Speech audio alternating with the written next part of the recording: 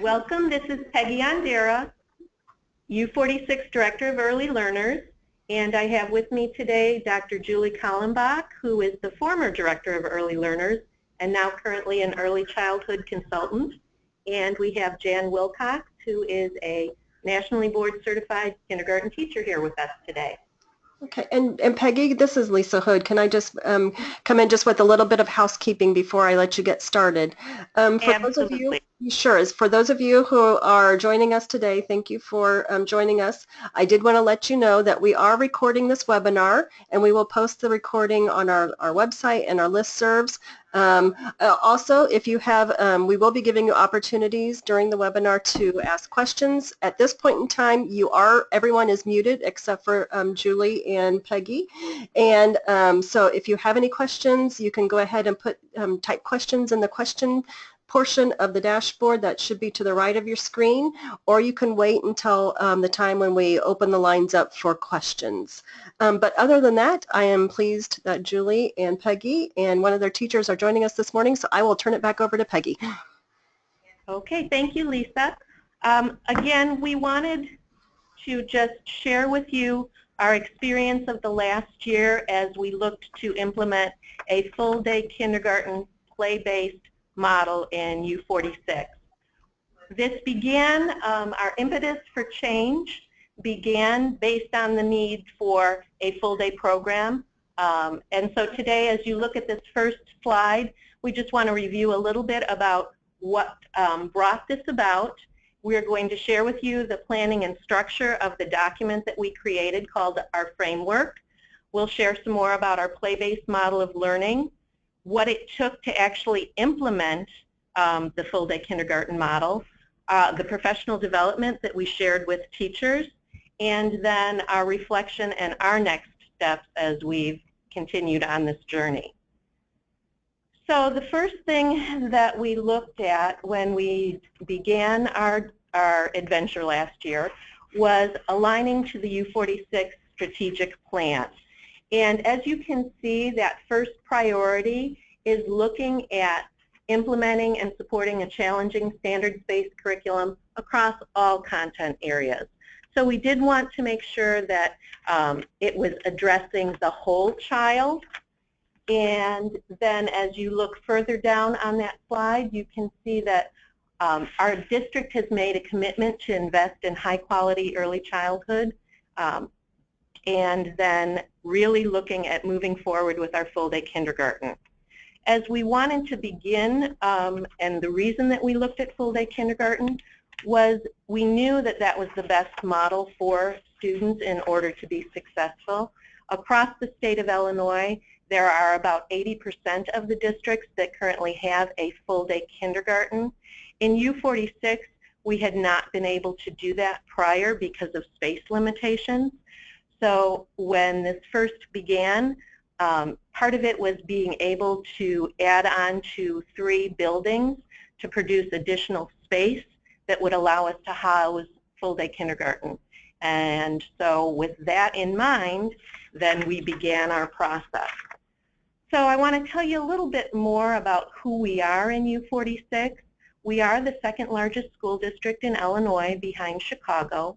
Across the district, it is a preschool to 12 district serving approximately 40,000 students in 11 communities. So we're 91 square miles. It's a very large district. We currently have 40 elementary buildings and 3 early childhood centers as well.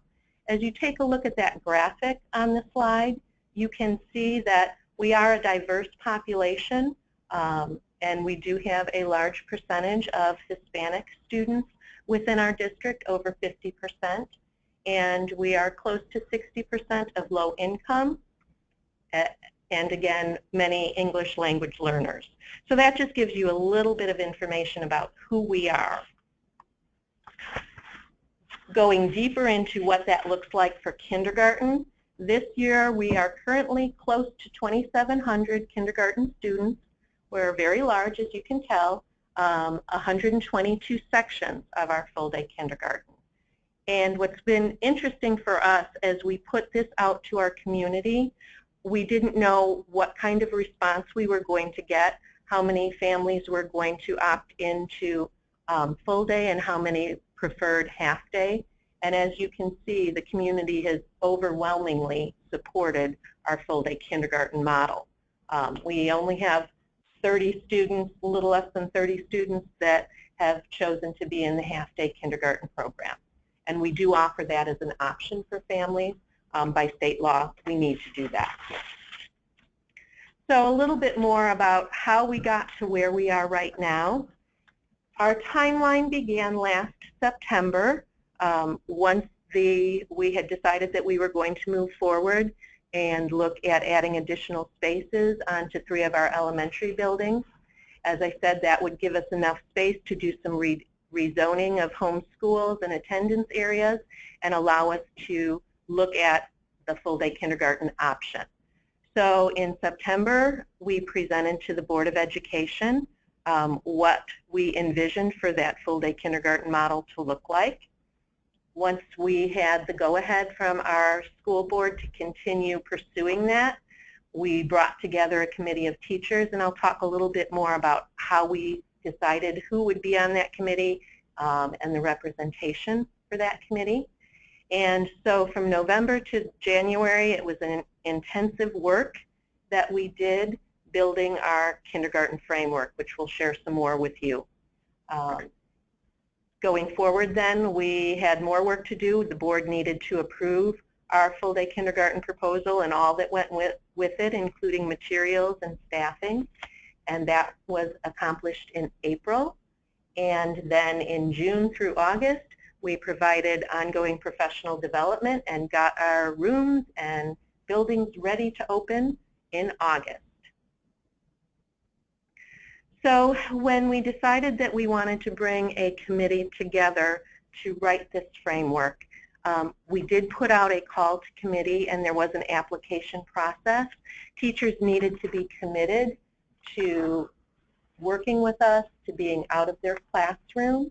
And we did want to make sure that we had representation across the district. As well as you can see on the slide, we looked at preschool, kindergarten, first grade teachers. We were looking for teachers that had expertise in various content areas. So, you know, they either had been early implementers or had done some presentations in literacy or math. Again, as I said, we were looking for diversity across the district so that all areas were represented.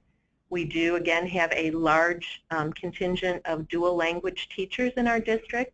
We wanted to make sure that those were represented, as well as both full day, half day, administrators, and departmental coaching staff were involved as well on the committee.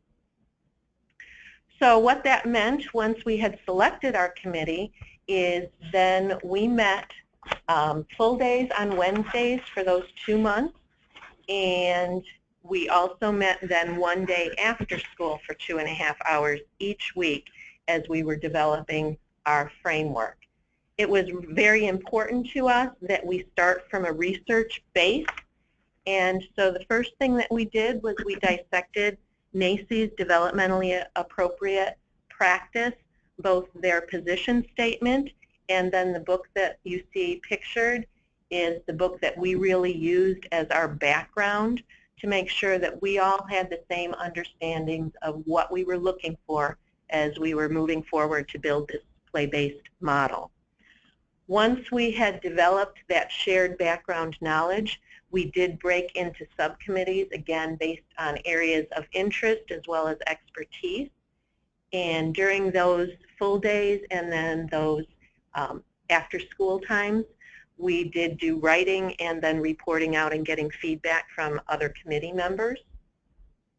So it was a long and intensive process, but it was very enjoyable. It was great to get to work with all of those people that were looking to make the impact on our kindergarten students. This next page, as part of our proposal to the Board of Education, obviously we needed to look at what the finances were going to be behind full-day kindergarten, And so as a large district, we focused on several key areas. So the instructional materials, and that would be our textbooks and any additional support materials within the classroom. Then also our furniture and equipment. And so as you can see here, we were looking to add approximately 41 sections of kindergarten. So we needed to look at the materials that were in our current kindergarten classrooms, as well as plan for the additional materials that we were purchasing. The final piece that's listed on this slide is the professional development.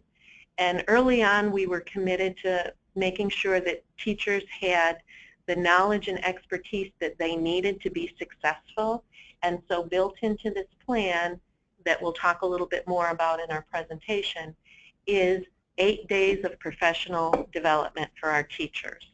And I know some of you are probably thinking 8 days, but it was fabulous and our teachers were engaged, and you'll get to see a little bit more of that further on in our presentation.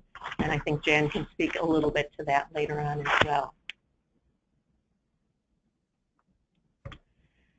So as the work began for writing what we called our framework, we started by establishing U46 guiding principles.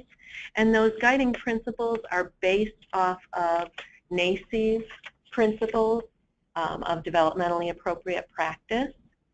Again, we wanted to make sure that what we were asking of both teachers and students met children where they were developmentally, and so that we were actually putting forward the best practice for our kindergarten students. We made sure that it was aligned to both our state standards, and in U46 we used the Danielson Framework for Teaching as our appraisal system. And so our document, which you'll get to see portions of, also aligns to the Danielson Framework.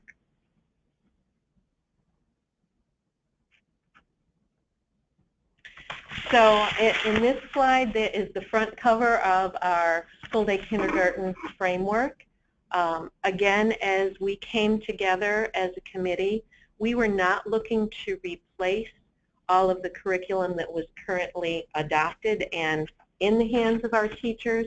Rather, we were looking at building a framework that would bring all of those resources together and make it easy for teachers to access both the curriculum resources, as well as we wanted to provide some practical day-to-day guidance for teachers.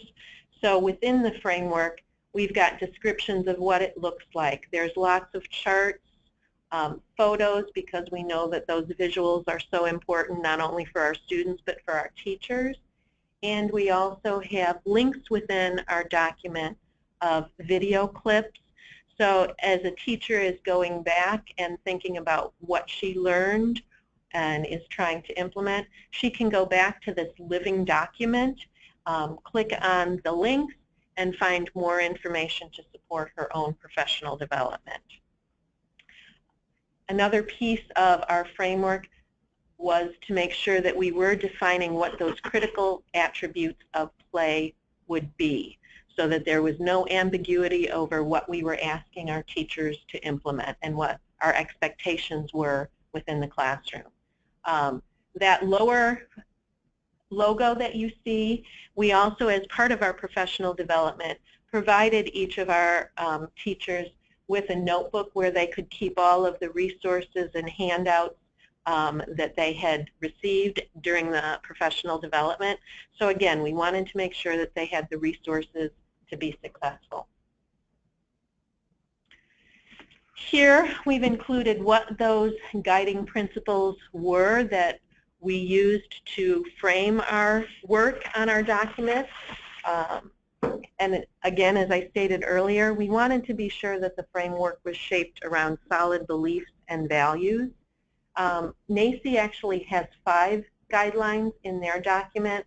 We did add a 6th, and you can see it there listed, establishing an effective classroom structure. We wanted to make sure that teachers knew how to set up and organize their classroom in order to be effective. So within the framework, we include sections on schedules, classroom arrangement, routines, transitions, all of those pieces that we know are critical to an effective classroom. As you look at those guiding principles of U46, each segment of our framework is based off of one of those guiding principles. And I'll go to the next slide and you can see what an example of that looks like. So we open each section of our framework referring back to that guiding principle. And so here you can see under Teaching to Enhance Learning and Development, Principle 2. And we also then, as I stated before, align to what part of the Danielson framework for teaching is applicable to that principle. So teachers have that right there and can always refer back to it. We also wanted to give you some, again, visuals to see what do portions of our framework look like. And so within the 56-page document of our framework, we have these examples of what those centers could look like. So before you see the description of the block center, and it talks about what children can be doing, what skills they might be developing while they're engaged in those center activities, as well as what materials we want to make sure that they have accessible and available. And here's just another example.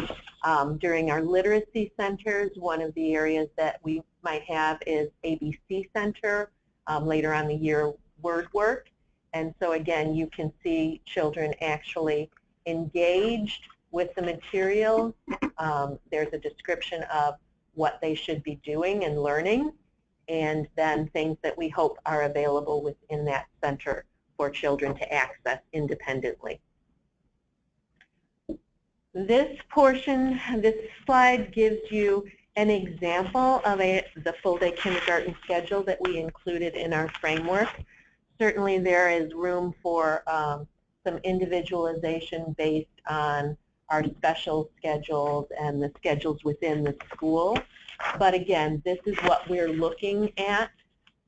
So you can see that there's a language and literacy block, a writing block, a math block, ESL, free choice, which as you see is 50 minutes of student selected and NACI recommended, as Julie says, throughout the day. And so as you look at this schedule, within the day, children have an opportunity to participate in centers 3 different times. So during that literacy block, while teachers might be facilitating learning and doing guided small group instruction, children are participating in those literacy centers. Then the same is true during our math block. We have math centers. And then our final center choice is during those free choice centers. So I am now going to turn it over to Julie to talk a little bit more about what does that play-based model look like. All right, hi, this is Julie Kallenbach, and I'm going to review our play-based model of learning that we developed in U46. We really decided to use research and develop our own common definition of what play-based learning looks like, because there are a lot of variations in every district of what they decide play-based learning looks like. So we wanted to have our own definition. And then we talked about, as we define the play, that really affects how you set up your engaging environment, the materials, and how you have your room arranged. But it also includes intentional planning for teacher-directed and student-directed learning. And we spent a lot of time doing intentional training on what are the stages of pretend play and how can teachers facilitate scaffolding learning in pretend play centers, but also in the literacy and math centers. This was a graphic we used from the article Crisis in Kindergarten by Miller and Aman. that came out in 2009 that many people refer to when they're looking at play-based learning. It is listed in our resources at the end, so you will have a copy of that. So this continuum illustrates the range from a very highly structured classroom on the right side, where the teacher is leading most of the instruction. There's a lot of scripted teaching, they're using the manuals for curriculums, and there's very little play involved in that type of classroom. All the way over to your right side, where there's lots of play, left side, where there's lots of play, but often the adult isn't supporting the play and scaffolding it to higher levels of learning, so it sometimes looks very chaotic. What we wanted for our teachers was to have that balance in that oval in the middle between a classroom that is rich in child-initiated play, but also a playful classroom with focused learning time that the teacher is guiding. This balance really was important for us, to people to understand that play-based learning is not play all day. It is playful learning with teacher leading it, but also time in that 50 minutes, especially of choice time, where the students can play, but there's that active presence of the teacher. We also built in a definition of all the different types of play. So we spent some time exploring what kind of play did you like as a child, because it is important to address all the different types of play that children might be interested in, because there's so many different types of learning. So some kids, love active motor play, others love the make-believe play, and still others like the construction or the art or some real sensory play, depending on their stages of development. So we wanted to make sure teachers paid attention to including all the types of play in their directed activities, but also the free choice activities. A play-based model is very intentional with planning. We had time in our training, the 8 professional development days, for teachers to share with each other their ideas about planning standards-based instruction in the different curricular areas, and including attention to those social-emotional standards besides the academic ones. Oftentimes, social-emotional learning has been pushed out as a reaction to Common Core, but we see that pendulum swinging back now, knowing that social-emotional learning is highly predictive of college and career readiness. So we talked about the engaging environment. We gave specific attention to setting up the classroom as a learning laboratory, demonstrating that there's a balance between large group teacher-led and also areas to explore in small groups or independently. You'll note in these pictures that there's an absence of tables and chairs that are all gathered in the middle of the room. When you see an arrangement like that where all the tables are gathered, that shows you that the teacher's still needing a lot of control and they're doing more teacher-led activities. When you walk into a classroom and see learning centers, that's evidence that there's value and time spent in learning centers for children to explore. Again, I can't say it enough of how much we emphasize that if there is still a balance. There are times the teacher is doing a large group activity and there's time for children to explore. We talk about an accordion style for their schedule, that there's a balance and a give and take between large group teacher-directed learning that's followed by independent or small group learning, and then there's some regathering for some large group reflection time. So there's often a balance between a more passive activity for the child and more active activities. We spent a good amount of time talking about child choice at engaging centers. When there is the free play time, and we call it choice time a lot of the time, we had teachers making decisions about what systems were they going to use for the student choice of where they were going and what they might be doing in these centers. All of these systems that teachers built is supportive of children learning how to plan, how to organize, how to self-regulate once they're in the centers, and this meets the standards for our social-emotional development. This is another section from our framework, and so we want to be very specific in talking about that importance of play. So I'm going to give you a minute just to read that first paragraph.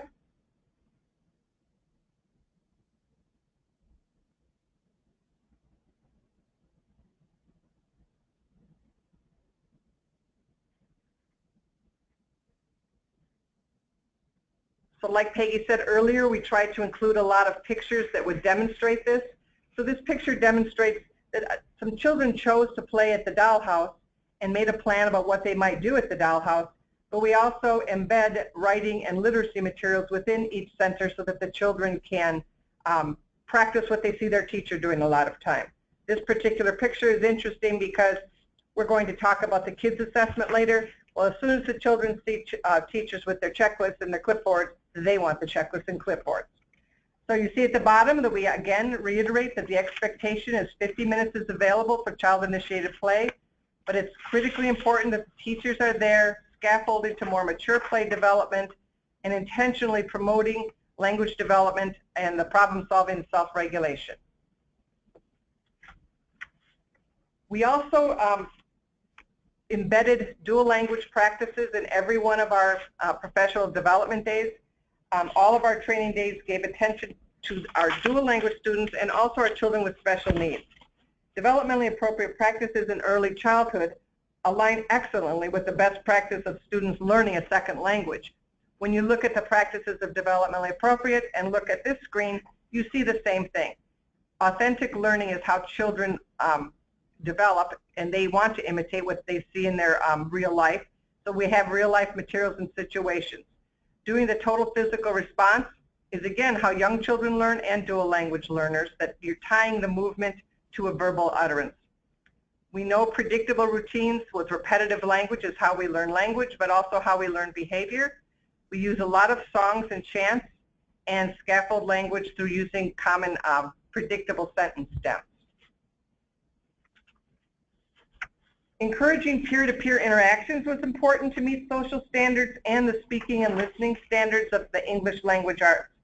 Especially in large group time, we wanted the teachers to build in talking with peers instead of just raising hands and having one or two students answer.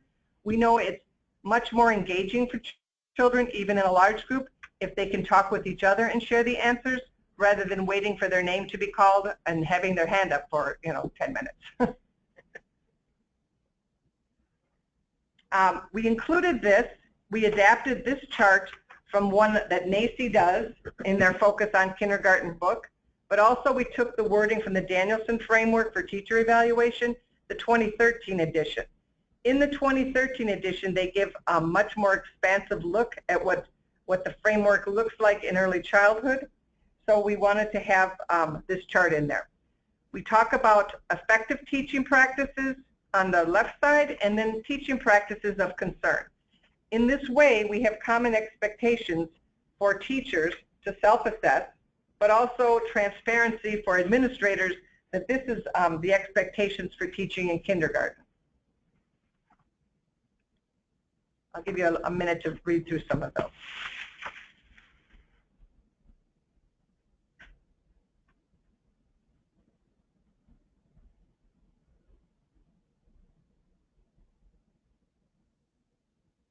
In almost every one of our professional development days, we hit on the idea that our large group times are not going to be longer than 15 or 20 minutes.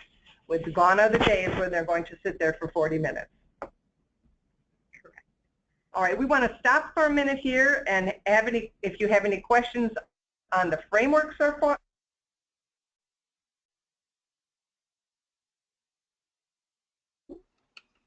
Encouraging peer-to-peer interactions was important to meet social standards and the speaking and listening standards.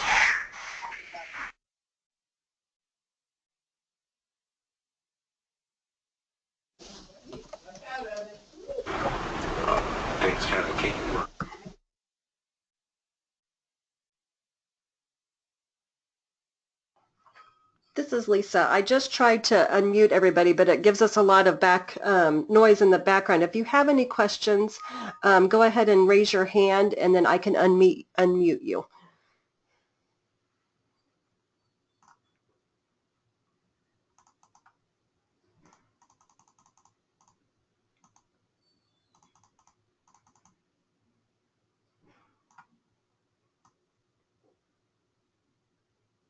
Okay. And this is Heather Schumacher. Heather, are you on the line? Yes, good morning. Can you hear me? Yes, we can. Hi, good morning. My question was related to Danielson. So you use Danielson's as for the teacher evaluation instrument?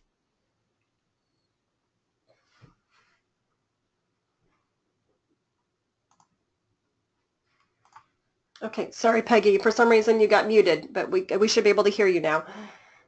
Oh, okay. We wondered. Yeah. So yes, we do use the Danielson framework for teaching as our appraisal system in U46. Okay, thank you.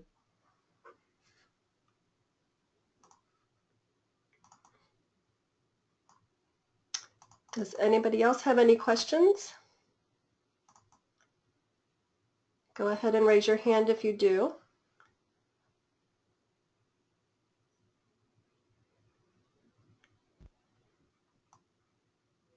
Okay, I'm not seeing any other additional questions, Peggy, so if you want to go ahead and continue on, you can go ahead and continue. Great. Okay, so the next segment that we're going to talk about is just really, we put in all this planning to make sure that it would go forward, but what did that implementation plan look like? Because as you can imagine, in a district this size, the logistics of this were a little bit mind-boggling for the year. So I just wanted to emphasize how, as we look at this implementation plan, we're going to talk a little bit more about how it took coordination among all the departments in U46, how we made sure that we had stakeholder buy-in, what our communication plan was both internally and externally.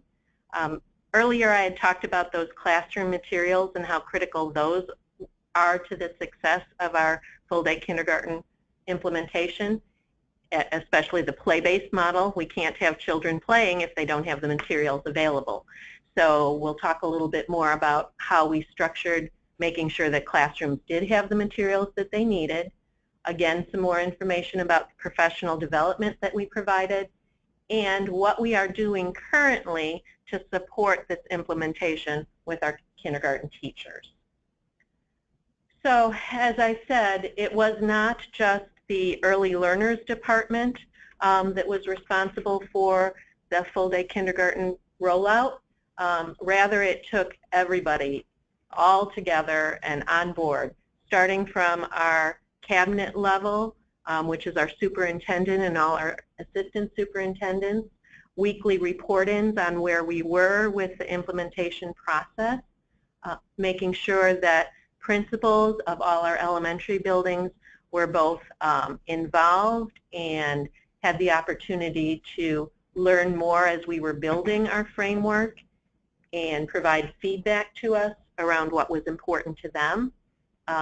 All the different departments within our teaching and learning department, and so those are our content area of science, math, literacy, fine arts. They were all involved in making sure that we had addressed all the needs of all our students and thought about all of the areas as we were building our framework. Our information service department was responsible for helping with a lot of the surveys and the behind the scenes things that needed to happen in order for us to be placing orders, to be looking at the number of students that were registered, to be sure that we were prepared. Again, our plant operations and our business services did just an outstanding job making sure that we had the materials that we needed, that our buildings were complete and ready and organized on that first day of school.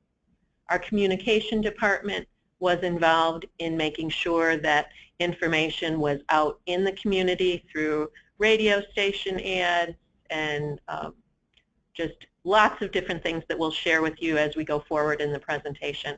And even our transportation department was involved to make sure that we had plans in place for how we were transporting our full-day kindergarten students and what kinds of supports we needed there. So this, when we talk about it taking a village, it truly took a village to make sure that this full-day kindergarten implementation plan went off successfully, which I'm happy to say it did. Very happy to say it did. So again, the first stage that we looked at was making sure that we had the involvement of our stakeholders. So starting in September, I was out doing community presentations pretty much to any group that was interested and listening. So our Citizens Advisory Council, we have parent advisory councils for both our African American and our Hispanic communities. So I presented there, our local clergy, any of our collaborations that we have in the community, as well as even our directors of our local child care centers.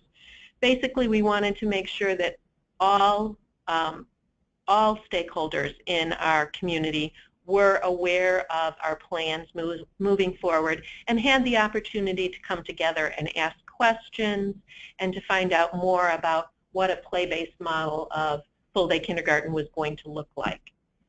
In addition, we had a select group of committee members where teachers were represented, but we also gave all of our kindergarten teachers an opportunity to come to informational meetings where we sought their feedback and shared with them where we were in the process of the framework.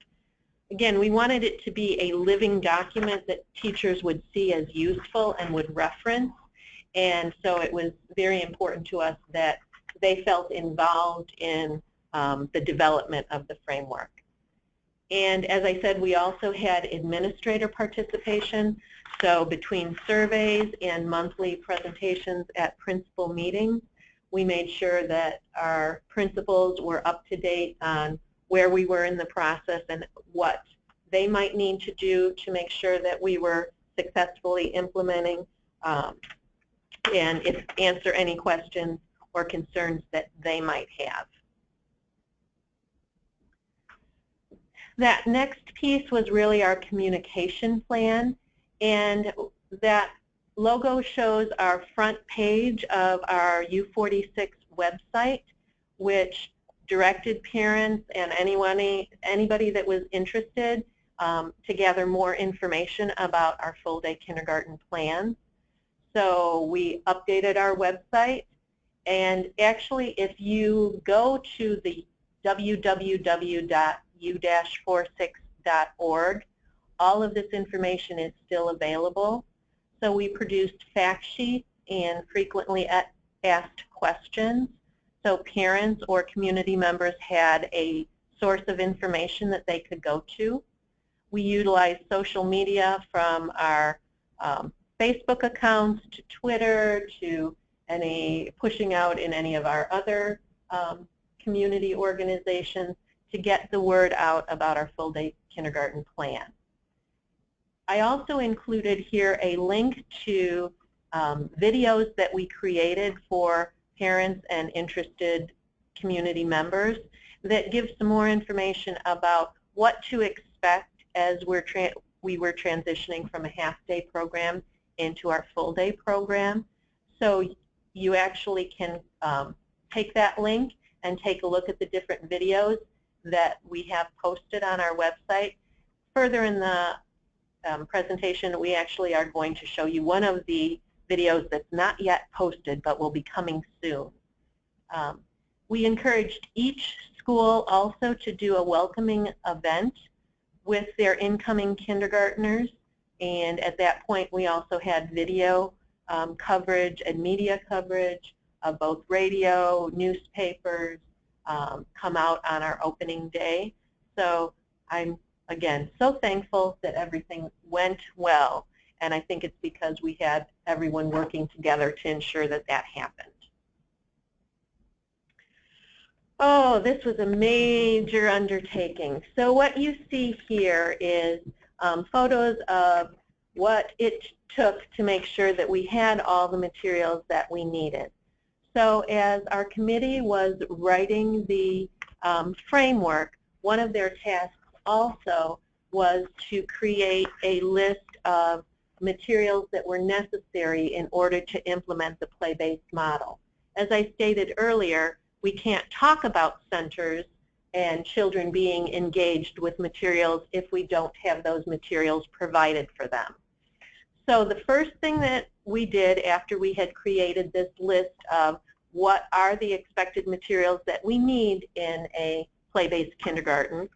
Then we put out a, I can't even say how many page survey it was, to teachers to inventory their existing classrooms.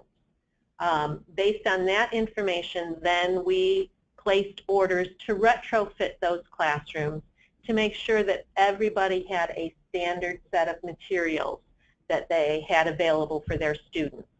Additionally then, as I said, we needed to plan for 40 additional sections, so we ordered 40 setups.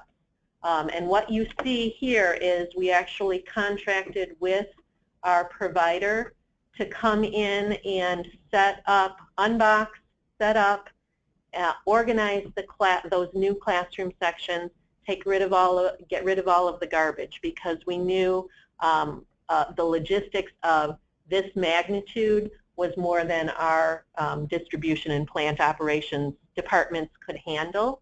And so that actually went very smoothly as well. And it was a major undertaking. We probably ordered upwards of 100,000 different items within this implementation plan.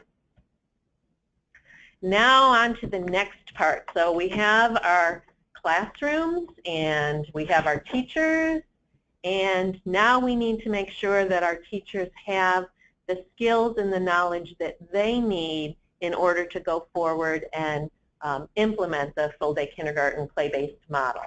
So as I stated at the beginning, we offered 8 days of professional development to teachers over the summer. And these were expectations that they would attend if they were committing to being part of the full-day kindergarten team of teachers. We did offer these 8 days twice, and then we'll talk a little bit more about makeups for those teachers that were unable to attend for whatever reason. So of those 8 days, we broke it down into really 2 different focus areas. So on this first slide, you can see that we needed to make sure that teachers had an understanding of what is developmentally appropriate practice. So we looked at milestones, we looked at developmental trajectories, we discussed, again, those guiding principles and really the framework overall of what our expectations were for a developmentally appropriate kindergarten. Additionally, it was, as we stated earlier, about making sure that we were creating an environment that supports children's learning and their independence. So we devoted a day to creating that caring community, and what does that look like in the first 20 days?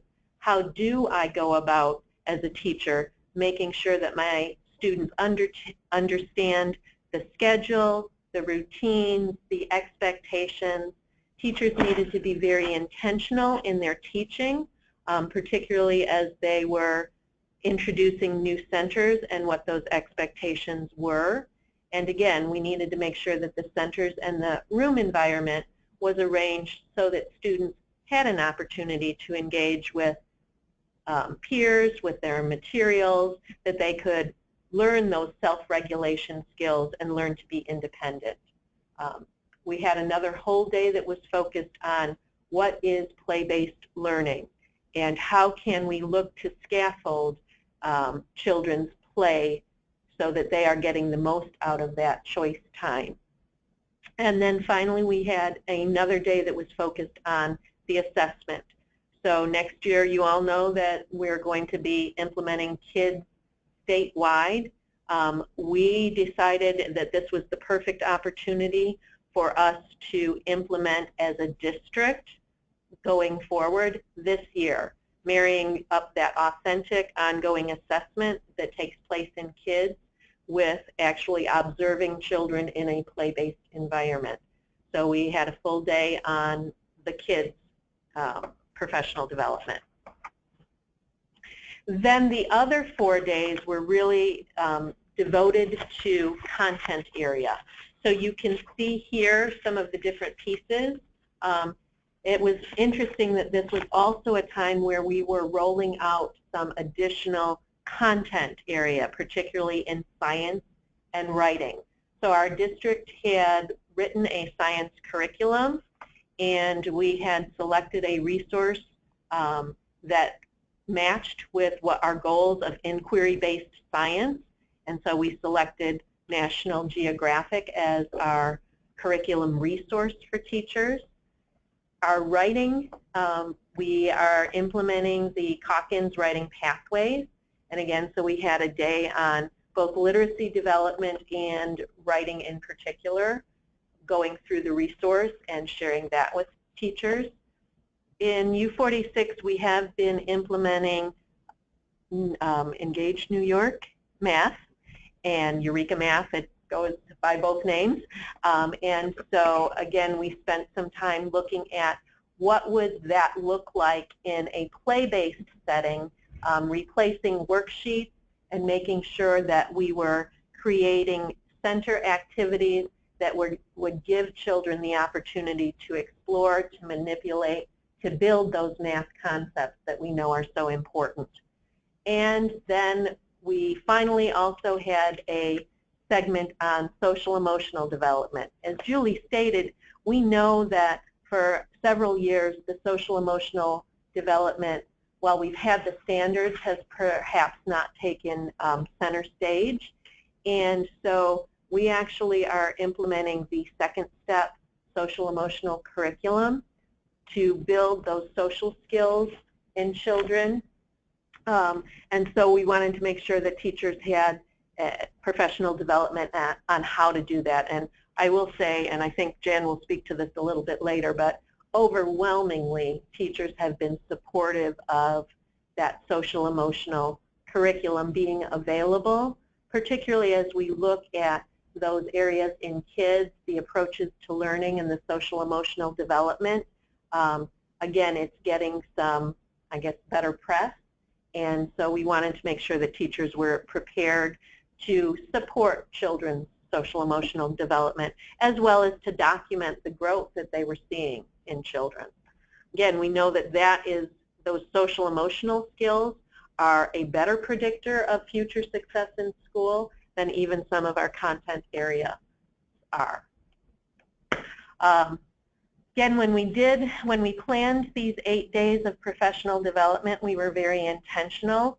It was important to us that we made sure that it was attended by our administrators. What we didn't want to have happen was teachers to be getting mixed messages. So if we were telling teachers our expectations of what full-day kindergarten was supposed to look like, and they were getting a different message from their administrator, we foresaw that as a problem. So in order to make sure that that didn't happen, our administrators were required to attend the professional development side by side with their teachers in most cases. There were a couple of things that we broke out specifically for administrators. So the kids for administrators, what to look for when they were going into a classroom and doing appraisals or observations. What was the additional? We also had a separate section for just play-based learning for administrators. So as Julie also said, it was differentiated based on individual need. So there were some segments that we did break out into our dual language teachers and our Gen Ed teachers. For instance, literacy development might be very different in Spanish versus English instruction. So we did give opportunities for there to be breakout sessions that really could address individual teacher needs. Again, we have some teachers that have been teaching kindergarten for many years and bring a long and storied history with them and lots of expertise. We wanted to make sure that we met their professional development needs as well as our brand new teachers that were coming into kindergarten for the first time. So we had breakout sessions based on that as well. Within our professional development, we had a lot of active hands-on learning for our participants. If we're saying this is what's important for children, it's also important for our adult learners as well, and we wanted to practice what we preach. And finally, as we were planning our professional development, we wanted a blend of both nationally recognized early childhood experts, local early learning experts, people within our own departments. So as I said, our literacy department, our science department were all presenters, as well as we brought in teacher leaders. So again, recognizing that we had expertise within our district and we should be building capacity and making sure that we were recognizing that. So all of those were built into our professional development plan. Of course, it always helps to have some additional incentives for teachers. So part of what we did for our professional development, and to make this really a special rollout for kindergarten teachers, was we did create what we called swag bags. And in that swag bag, they got materials that would help them as they were implementing what we had asked. So you can see some pictures there in the photos of an apron and a clipboard to be able to record observations for the kids' assessment, Post-it notes, fidgets for the classroom. Again, we had our logos emblazoned on all of those so that they really felt that they were the center of the universe and they loved it. Additionally, we got first day t-shirts for all of our teachers to wear, announcing that this was the class of 2029 that was coming in and entering kindergarten, our first ever universal full-day kindergarten. And we just provided some additional incentives. So there were balloons our first day, there was NACI developmentally appropriate pin, we had classroom giveaways, as well as then we also had professional development books and resources for teachers that were included as well. And we've got those pictured later on in our presentation, so you'll get to see those as well.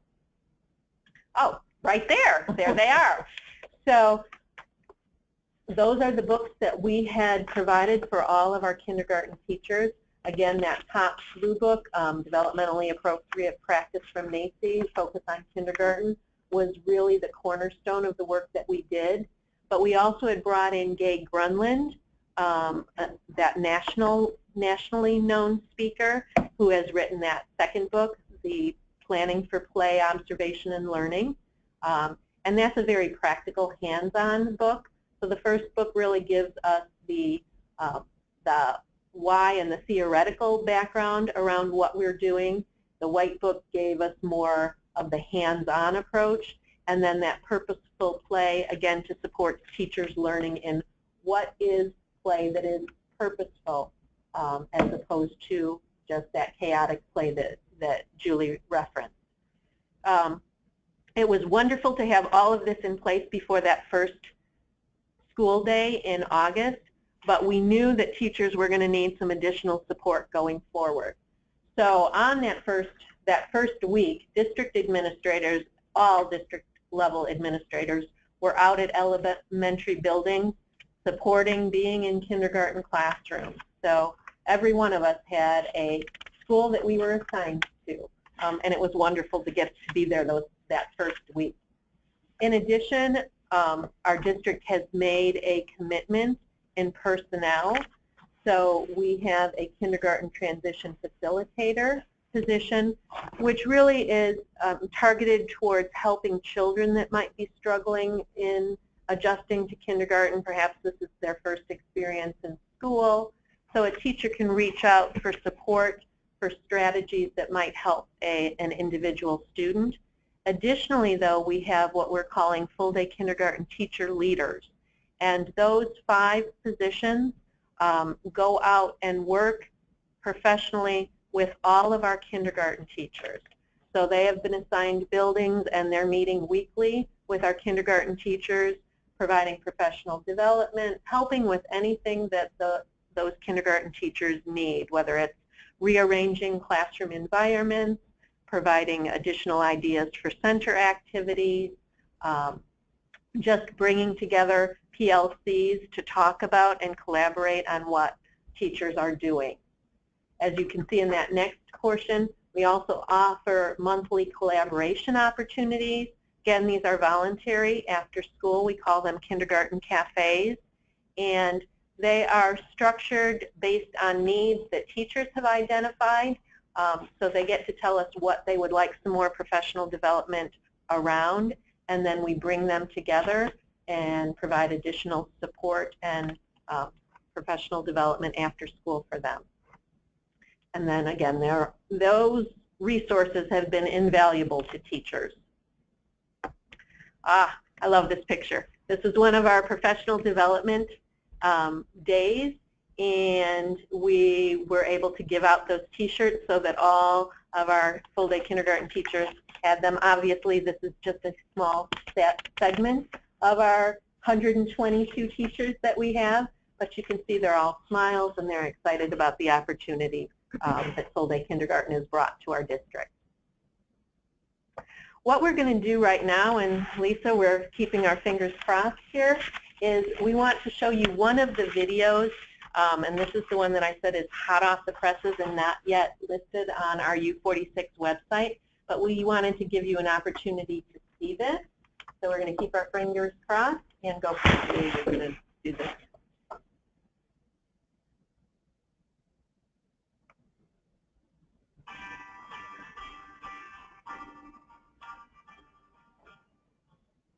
We teach and encourage children to work cooperatively because we know this enhances their learning and develops their skills.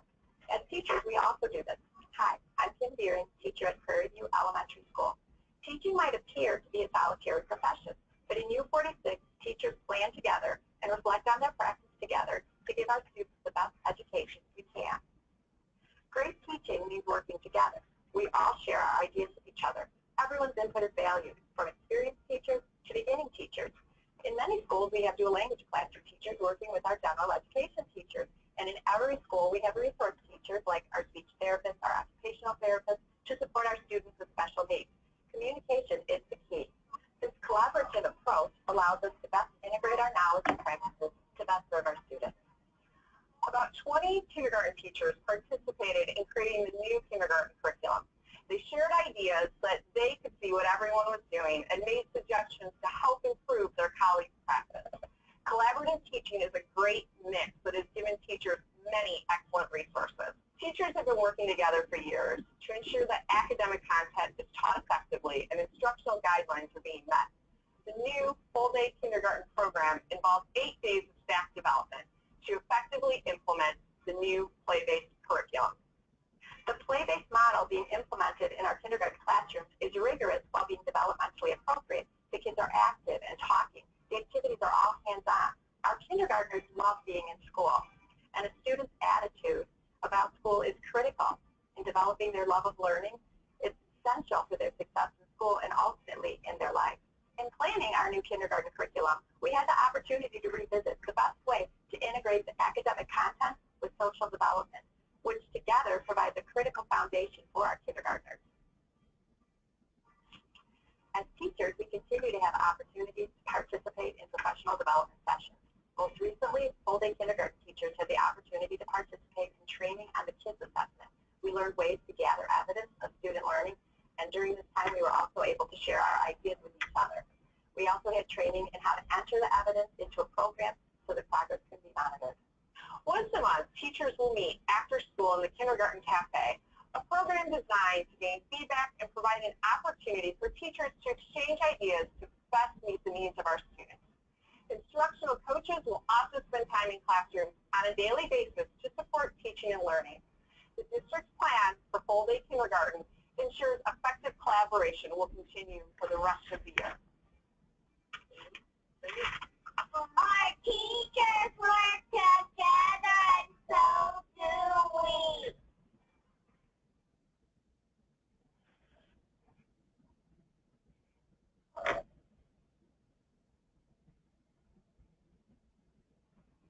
See you then.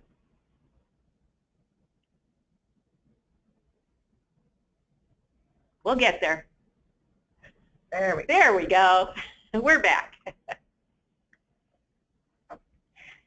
So now I'd like to introduce Jan Wilcox. Again, Jan has how many years, Jan? 28 total, but I have 13 in our district with kindergarten.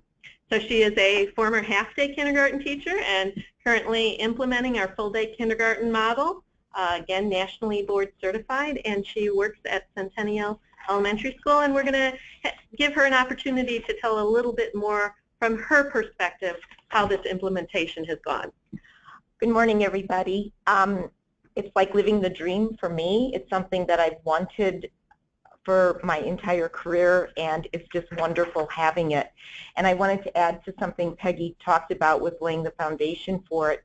Starting in 2012, I was on a district-wide transformation task force committee, and one of our recommendations was full-day kindergarten throughout the district. We only had some pilot programs at that time, and that was one of our recommendations to the board and to the Instructional Council, Citizens Advisory Council, and that was back in 2013. So even prior to 2015, the groundwork was being laid, and we let our district know we wanted that. So it was just really wonderful to see it come into fruition and be a reality. So for me, the transition has been very seamless, very easy. I was trying to incorporate some of those best practices in the half-day program, and it obviously would bring a lot of frustration because you can't possibly do in 2.5 hours what you can do in a full day. So, and in talking to some of my colleagues, they're feeling much the same way, that it was a long time coming. We're just grateful and thankful for it, and it's been great for teachers, for parents, and for students. Okay. Thank you, Jan. You're welcome. So now we have some time if you'd like to ask some questions of Jan, of any of nuts and bolts, or anything about the implementation plan or the framework. Please ask. If you raise your hand, I will unmute your line.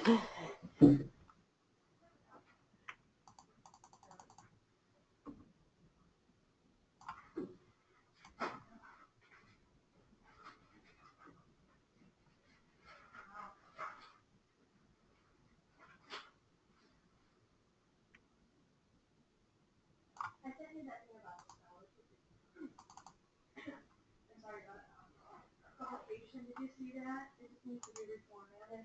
Oh, that AP format. Here you go. Can you do that today? Okay. At this moment, nobody is raising their hand. Well, we will take that as we are being so clear. We're hopeful. Yeah.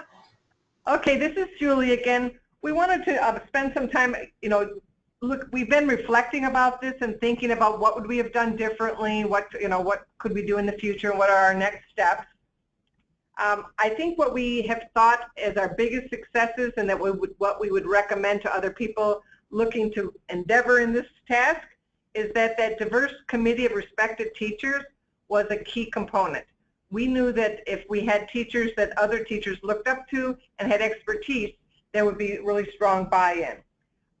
Creating a written framework document that had links to the videos, that had pictures, that had links to all of the different parts of our curriculum so teachers had one place to go, we felt was very successful. It's a document they can refer back to. It is a living document, so we plan to do any updates through that. Administrators taking the same professional development really helped be clear on what the expectations were, so that when administrators come in doing informals or walkthroughs or evaluations, they are looking at it with the same lens as the teacher's training. Spending time aligning the materials to play-based learning was critical. One of the things I think Peggy touched on already is we are, do not believe in a lot of worksheets in kindergarten, and that's why you don't need a lot of tables in the middle of the room, because the kids aren't spending time on worksheets. They're doing authentic learning and authentic situations. So even when we adopted new curriculum, such as the Engage New York Eureka Math, we did not take the workbooks, because if we did, that was giving a mixed message to teachers. And the same thing with science. We really looked for support materials that were hands-on and big books and small books for the teachers rather than workbooks. The kids training we did early in the 8 days so that we could also embed it in other parts of the professional development. So when we were doing science, we could talk about which science measures would align with this, which tools could they use to collect evidence during science. Same thing as social emotional. When we were doing second step, we talked about here's some of the measures of kids that you could collect during a second step measure. Then we also decided to use kids as a reporting tool for parents. We didn't want to layer on the kids assessment on top of what we were already doing for report cards. So we decided to go straight out this year, using it as a report card. We based this off of the Valley View School District in Romeoville. They had created an Excel spreadsheet where you can download, after you enter all the ratings for kids in the kids tech system, a teacher can download an Excel spreadsheet of all of their classroom, and that can be pasted right into this report card document, and it populates where each student is on each of the different measures, which developmental level. We spent a lot of time tweaking this to what worked for U46. We also took the 14 measures that are required by the state starting next year and added other measures that worked for our curriculum. So for example, because science curriculum was just rolling out, we chose 2 science measures. We believe in physical development, and so we picked 1 physical development measure. And then we added one of the non-required ones by the state is the sociodramatic pretend play, which is SED5 for you versed in your kids. And we decided to add that because it really supports our idea that there needs to be some pretend play in kindergarten. And also, writing is not a required kids measure, and that was critically important to us because we know that writing and reading in kindergarten is very linked, and especially with dual language learners. So this, I'm going to show you a little screenshot in a bit about the report card so you can see what it looks like. As far as challenges, we began with a kindergarten rally in December with numerous follow-ups for families to register, but there were so many late registering students, so it was hard to get a good number on how many classrooms we had to have. So of course that affects staffing because the district doesn't want to hire teachers until they know the right number of students that we have. And then shifts in staffing, of course, come over the summer, new people are hired, so we had to figure out a creative plan of how to provide professional development for these late hires. And then, like Peggy said, that organization of materials and making sure they went to the correct classroom took a lot of time and organization. One of the other things I think is a challenge that was also a success for us was that 8 days of professional development. It's a challenge for teachers to give up 8 days of their summer to look at which they were paid for. But and at the time, that was because we were rolling out some new curriculum. If we were just moving to play-based learning, it would have been a lot less days. But it's successful in the other way is that we could constantly embed play-based assessments and kids as we rolled out those other curriculum areas. So it was really a challenge and a success. So now the first grade teachers are starting to say, well, what's going to happen to the children? What kind of learning are they doing? What will they be like as they enter first grade next year when they've had a lot of time doing self-directed learning and choices? So they are seeking some more training on what to expect and what could some of this look like in first grade. So Peggy's in the process of planning some professional development for the first grade teachers and inviting them to attend kindergarten cafes later on in the year so they can see what the kindergarten teachers are learning. So one of the books that we've also referred to in the past is the NACE book, Developmentally Appropriate Practice, focused on children in first, second, and third grade. We know that early childhood is birth to age 8, and we know that children learn differently during those ages. And if you're going to sustain the gains you make with children in preschool and first and kindergarten, you need to have developmentally appropriate practices up to those third grade years. So what are some of our next steps? The monthly kindergarten cafes will continue. The kids assessment took up a lot of our time in the very beginning of the year because it was new, and it was also new doing a report card. So we wanted to spend some hands-on time learning how to implement and collect data efficiently. There have been some math-centered make and takes, and that's very popular with the teachers. learning how to make hands-on materials and games that are playful learning. I'm going to let Peggy talk about the universal supports and the Ready to Shine. Okay, so our universal supports, again, we wanted to revisit what are some of those structures that we can put in place in all classrooms that will help all learners. So things such as a visual schedule that children can refer to so they can see where they are within their day. Just, again, additional visual supports in centers so that children know what the expectations are, what those steps are, what they need to do if they finish at a center early. We just had that yesterday, and we had about 25 teachers attend. So that was very successful.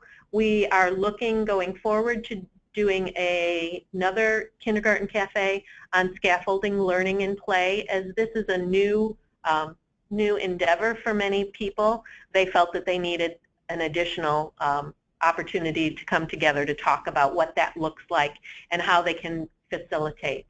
And then posted on the right-hand side of the slide is a brochure that went to all of our kindergarten families. It is a pilot for a family engagement promise. And what we were asking families to do is to commit to being an engaged family in the school district. And there were different ways that they can do that, because we wanted to recognize that not all families or parents can come to school during the day based on work schedules and things like that. So there's opportunities for parents to be an engaged parent at home if they're taking their child to the library, reading to them at home several times a week, playing playful games at home. So there's different ways that parents can be involved. Then we also provided opportunities for to track whether they were an involved parent at school or at district level committees. And this is going to be one of the ways that we track our success, is looking at how engaged are our families going forward. And also, we know we have to pick out some indicators to measure how successful is full-day kindergarten. So, of course, we'll probably, as we move forward, we're looking at Fountains of Pinnell text levels. We're in the process of deciding which kids measures to track over the year, and then we can see it longitudinally as we get newer classrooms down the road. Our CEO's goals are also tied to full-day kindergarten implementation success. So they're in the process of choosing what indicators will show that full-day kindergarten is successful, and that will also be reflected on his evaluation. And Peggy and I are doing some informal visits to classrooms right now, just looking at all of the things that we've indicated, such as visual schedules, interactive word walls, classroom arrangement, interacting with children, promoting deeper thinking, just looking at how are we doing, and that should help inform our next steps with kindergarten cafes also. So this is one of the documents that we created that we shared with teachers and with principals. What should you look for if you're an observer in a play-based kindergarten classroom? So this has our basic guidelines, but this is just a snapshot, but you are being given this document also. So if you visit a classroom during a certain time of day, such as arrival or morning meeting or the literacy block or the math block, what should you be seeing the teacher do that is developmentally appropriate practice, along with the Danielson components that are related to that? So for example, at arrival, you would hope to see the teacher listening to and inquiring about their backgrounds and their lives, and that aligns with the Danielson 1B and 2A. So if that's what the teacher's likely to do, what should the students be doing? Well, we would want to see them following arrival routines and self-managing, and then talking with the teacher. I also wanted to say, though, that it was important for us not to view this as a checklist, because at any one time you might not see all of those things, but this was to give people that were coming into a kindergarten classroom that may or may not be familiar with play-based learning, what are some things that they might look at? So you have the Citizens Advisory Council, which is the community involvement group. they actually used this document when they went to go visit classrooms to see it. So again, we were trying to be very transparent. Teachers can use this as a self-assessment, and principals could use it as a guideline for what, if they don't have a strong background in early childhood, what should it look like and sound like when they come into the classroom. And lastly, this is a snapshot and not a very good picture of what our report card looks like. But like I said, after the teachers input their ratings in the kids tech system, there's a way they can just click a button and download all of their classroom ratings into one Excel spreadsheet. And then we have an Excel spreadsheet that they just paste it into, and it populates the report card looking at this particular one as math. So the Cognitive Math 1 classification, it has the same wording as the kids document across. So you can see what a child should be doing at building early, building middle, building later. And then right above it, the area the child was rated at, what developmental level have they mastered, it has student's current level. So on that CogMath 1 classification, this particular student can sort objects accurately into 2 or more groups based on, I think that's one attribute. Yes. And so the next one, they were at building later. So this gives a parent a personalized look at where their child is with language they can understand. And what's helpful here is that they can see what's coming next. So for classification, next they're going to be doing 2 or more groups based on one attribute. So parents know what to look for. We also have handouts available for the teachers when they could see an area a child is struggling on. There's a handout off the kids' website that shows what, so for example, if they were struggling in social emotional, it could give the parents a handout on this particular measure, what could you do at home, and what could you report to the teacher to give evidence from home. So the next 2 slides are just our resources. This first slide is, these are 3 of the areas we looked at as we did research on how to develop our framework. There's not a lot of states that already have nice frameworks already developed around play-based learning. Around play-based learning. What we did find that helped us for British Columbia has a great guide, also Ontario and Washington State, and then New Jersey has worked off of Washington State.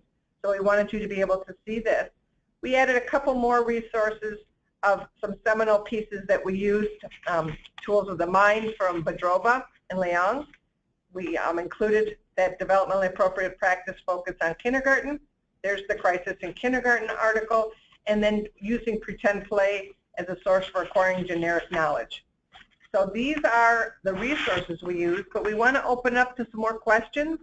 I think you're going to be getting a PDF of this PowerPoint along with that document of what to look for in a play-based kindergarten classroom.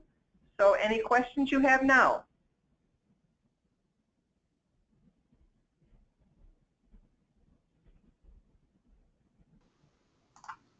Okay, if you have any questions, please raise your hand. If you don't know how to raise your hand, you can also put something in the chat and I can unmute you.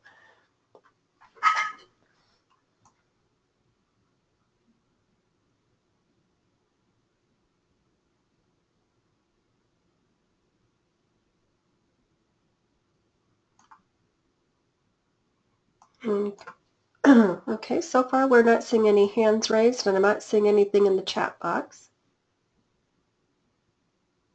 Well, hopefully we were, as Julie said, very clear, and nobody has any questions because they know exactly how they're going to implement play-based curriculum in their district. Yeah, or maybe they're dazed and amazed. We'll take that. Yeah. Okay. We want to thank you for the opportunity, Lisa, for letting us share this journey. We're amazed that it's all worked out as well as it had, because when you start any journey, it's you're really struggling to figure out how to do it, when to do it. So we're anxious to share our story with anyone who wants to start their play-based learning. Okay. Well, absolutely. Okay, well, great. Well, thank you to Peggy, Julie, and Jan, for sharing their work with us today. I've been an admirer of Elgin's preschool work for many years now, and so it's really great to see you bring your excellent preschool program practices up into the kindergarten, and now it's really exciting to see the first grade teachers taking an interest in these play-based strategies as well. So it'll be interesting to see what this looks like in the next couple years. So if we don't have anything else, I don't see any other hands being raised. Thank you to everyone who joined us on the webinar today. As a reminder, we did record this session for you, so we will send you a copy of the recording, and we have a few other resources that Julie and Peggy were gracious enough to share with us. So we have a PDF copy of the PowerPoint presentation, as well as the what to look for in a play-based kindergarten sheet that you just saw a few minutes ago. And we can also send a link, that link I think to that collaborative teaching video. On my end there was a little bit of a lag, but I was still able to get, I could still hear the audio recording of it pretty clearly. So we will send those resources out to you here within the next couple days. So if that is all, then we will conclude our session for today. I hope everybody has a great day. Thank you. Thank you. Thank you.